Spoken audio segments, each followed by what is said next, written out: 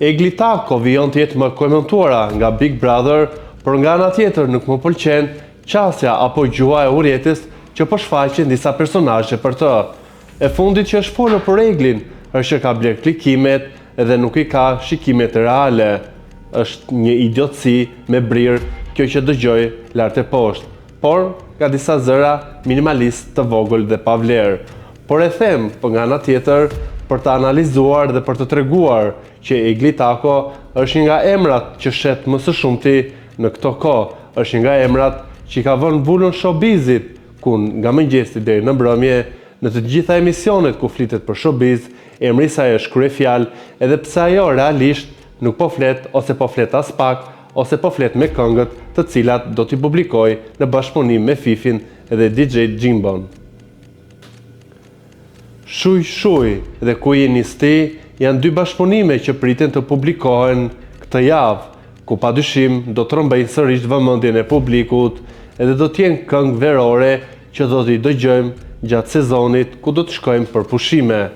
Padyshim që teksti apo thelbi i të dyja këngëve apo edhe i këngës jetë detyrimisht do të lidhet me rrugtimin e saj në Big Brother edhe me pengun dhe pikpyetjen janë apo s'janë bashkë. E sa kohë për mua kjo gjë ka ikur janë apo nuk janë më,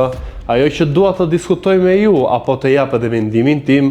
është ana artistike në të cilën po përgatitet Egli për të dalë në skenë dhe nuk po rend pas një kënge edhe të dalit të ketë koncerte. Ajo ka treguar që do të ketë një paketë të mirëfillt, një paketë e cila do t'i shërbejë asaj për të kënaqur audiencën, ku edhe tani më në qershor ka treguar se do të ketë një koncert, me sa duket do të jetë në Gjermani koncerti i saj i parë, ku Egli nuk është një personazh që u bë artiste sot. Ajo ka këngë në YouTube, ka pasur një karrierë, por jo kaq të zhurmshme sa tani, e detyrimisht këngët e kësaj janë thyer në hite, siç është dhe kënga jetë, e cila po arrin 2 milion shikime në vetëm pak ditë, duke kthyer Eglin tashmë në një nga artistet me shikueshmëri edhe të ndjekura tej mase. Këtë trotshme rating sot do t'ja dedikoj vetëm Eglit, pasi për mua meriton edhe një lloj analize të gjithë rrugtimit që po bën tashmë që pas mbarimit të Big Brother, duke mbajtur të mbërthyer audiencën,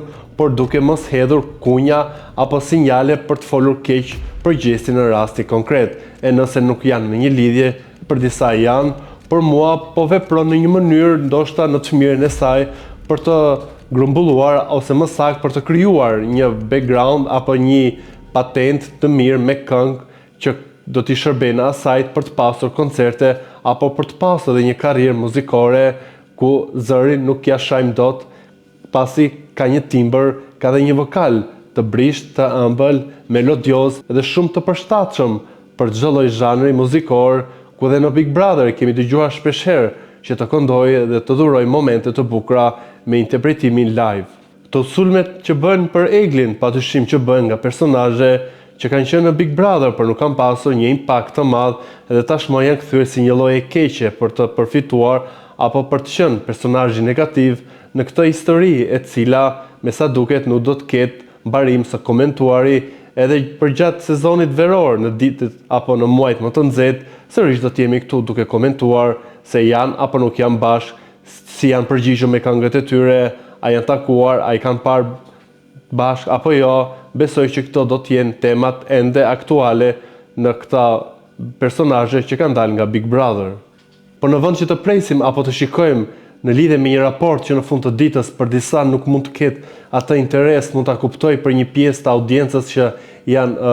afeksionuar apo janë ndërlidhur me një lloj protagonizmi të dy personazheve të tyre të preferuar, por për mua le të shijojmë muzikën e mirë që ata po bëjnë, t'i suportojmë dhe t'i japim atë kënaqësi që na dhanë ata